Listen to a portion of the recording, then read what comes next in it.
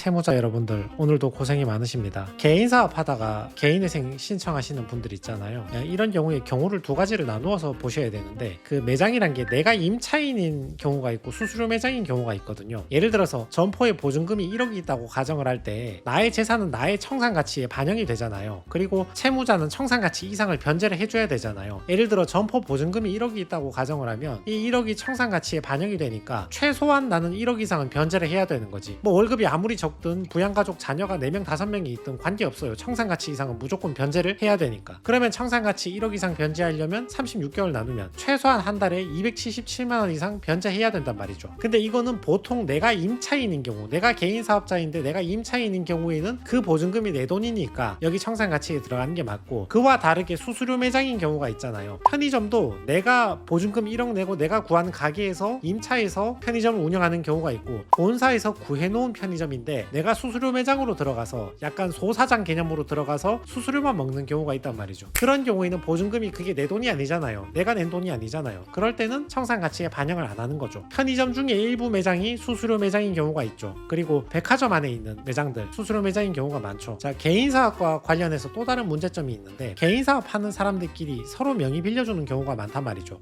물론 가족이 빌리는 경우가 제일 많고요. 아버지가 개인사업하다 실패해서 신용불량이 되니까 이제 성인이 된 아들이나 딸 명의로 개인사업을 다시 차린다든지, 아니면 나한테 돈 빌려준 채권자가 또는 동거인이 야, 네 명의로 나 개인사업 좀 하자, 나도 이미 신용불량이라서 내 명의로 못한다, 이럴 때 나에 대한 채권자이거나 동거인인 경우에는 그 부탁을 거부하는 게 쉽지도 않고, 또 일정 부분 경제공동체 비슷하게 그 사람이 돈을 벌어야 나도 혜택을 볼 수 있는 경우가 많이 있기 때문에 내 명의를 빌려주는 경우가 많이 있단 말이죠. 법원에서는 일단 채무자 명의로 개인사업이 된 걸 확인을 했으니까 그 개인사업에 관련된 보증금과 그 안에 있는 재고, 집기, 시설 이런 것들을 전부 다 청산가치에 반영을 하려고 하겠죠. 그러면 여기에 대해서 소명을 해줘야 되는 거죠. 저거는 내 장사가 아니다, 나는 그냥 이름만 빌려줬을 뿐이고 실제로는 저 사람이 사업을 하는 것이고, 보증금이나 재고나 집기, 시설도 저 사람이 자기 자금으로 전부 다 준비한 거고 내 계좌에서 하나도 이체해 준 게 없다, 이런 것들은 전부 다 이체 자료로서 소명이 된다, 이렇게 설명을 해주는 거죠. 요거를 설명해주고, 저기는 내 사업장이 아니니까 저기에 대한 소득은 내 소득에 들어와서 안 되고, 내 변제금이 높아져서 안 되고, 저기에 대한 재산도 내 재산에 들어와서 안 된다, 청산가치에 반영해서 안 된다, 이렇게 설명을 하는 겁니다. 자, 또 하나 논점이, 요즘에 경기가 너무 안 좋다 보니까 장사하는데 소득이 굉장히 낮은 사람이 있습니다. 매출이 나오긴 나와, 뭐 안 나오는 건 아닌데 매출에서 뭐 월세 빼고 알바 인건비 좀 주고 물건 사오고 이러니까 남는 돈이 너무 작은 거야. 최저시급 정도이거나 그 이하인 경우도 있고, 또는 어디에 취업하는 사람도 마찬가지죠. 개인 사업하다가 실패했다, 또는 어딘가에서 일하다가 그만뒀는데 회사가 망하든 내가 사표를 썼든 새로 재취업을 해야 되는데 경기도 안 좋고 내가 나이가 많다 보니까 월급 많이 주는데 취업을 못한 거지. 그래서 최저시급이나 그 이하로 소득을 구하면 어떻게 되는가. 예를 들어서 실수령이 180만원이라고 가정을 해봅시다. 그러면 1인 생계비 143만원을 빼면 한 달에 37만원 변제해야 되잖아요. 근데 소득이 180만원이라는 거는 최저시급도 안 되고, 법원 입장에서 볼 때는 의심스럽단 말이지. 없는 직장인데 있다고 거짓말 하는 게 아닌가, 또는 실제로 취업한 것 같기는 한데 개인회생 변제금을 낮추려고 일부러 낮은 소득으로 간 게 아닌가. 그러니까 법원에서는 일정한 페널티를 계속 가한단 말이죠. 예를 들면 생계비 감액 180 빼기 143이 아니라 180 빼기 100만원에서 한 달에 80만원 변제금 내라, 이 말이죠. 그리고 한 달 생계비는 다른 사람은 143만원으로 생계를 해야 되지만 채무자 당신은 소득이 너무 적으니까 한 달에 100만원만 가지고 사세요, 이렇게 명령을 내리는 겁니다. 한편 변제기를 연장하는 경우도 많이 있거든요. 변제금이 너무 작으니까 36개월 변제해봐야 얼마 안 되니까 60개월로 늘려서 5년 동안 변제를 하라, 이렇게 하는 경우도 많고, 조건부 인가도 많이 붙입니다. 법원이 볼 때는 최저시급 근처 또는 작년보다 올해 소득이 현저하게 줄었다면 그냥 수 쓰는 것처럼 보인단 말이죠. 저 사람은 개인회생이 끝나면 소득이 다시 높아질 가능성이 높다, 일부러 지금 힘을 빼고 변제금 낮추려고 살살 일하고 있는 거다. 그러니까 조건을 붙여서 인가를 내린 다음에 인가 받은 이후에 소득이 늘어나면 매년 소득 보고하고 소득 더 번 만큼 더 내라, 이 말이죠. 그리고 부양가족이 잘 인정 안 됩니다. 4번 주의하셔야 돼요. 소득이 낮으신데 뭐 내가 밑에 미성년 자녀가 있고 노부모님 모셔야 되고 이런 거 질문 많이 하시는데 이게 잘 안 된단 말이죠. 예를 들면 내가 밑에